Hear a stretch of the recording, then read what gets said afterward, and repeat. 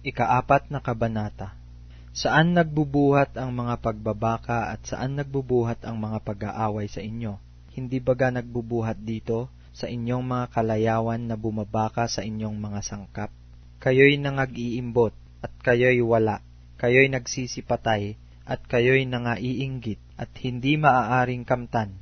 Kayo'y nangakikipag-away at nangakikipagbaka.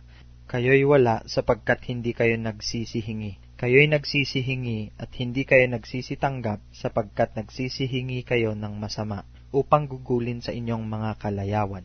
Kayong mga mangangalunya, hindi baga ninyo nalalaman na ang pakikipagkaibigan sa sanglibutan ay pakikipag-away sa Diyos? Sino man ngang mag-ibig na maging kaibigan ng sanglibutan ay nagiging kaaway ng Diyos. O iniisip baga ninyo na ang kasulatan ay nagsasalita ng walang kabuluhan?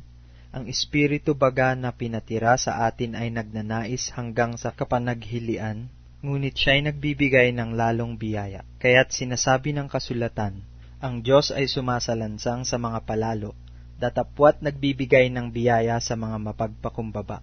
Pasakop nga kayo sa Diyos, datapwat magsisalangsang kayo sa dyablo, at tatakas siya sa inyo. Magsilapit kayo sa Diyos, at siya'y lalapit sa inyo.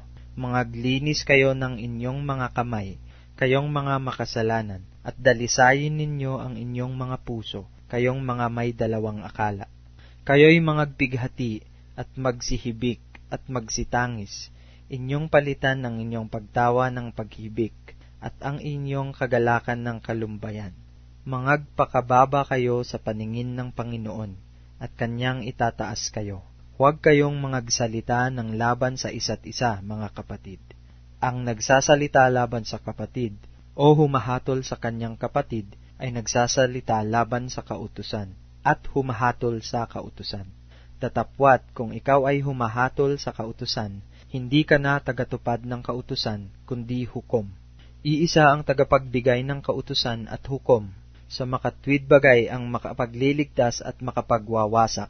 Datapwat sino ka na humahatol sa iyong kapwa.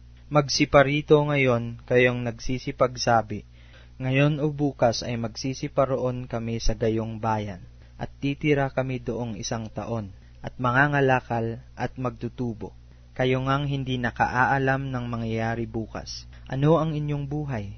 Kayo nga'y isang singaw na sa sangdaling panahon ay lumilitaw, at pagdakay napapawi.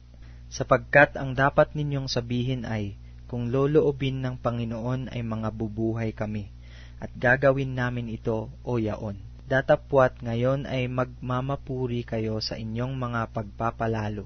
Ang lahat ng ganitong pagmamapuri ay masama. Sa nakakaalam nga ng paggawa ng mabuti at hindi ginagawa, ito'y kasalanan sa kanya.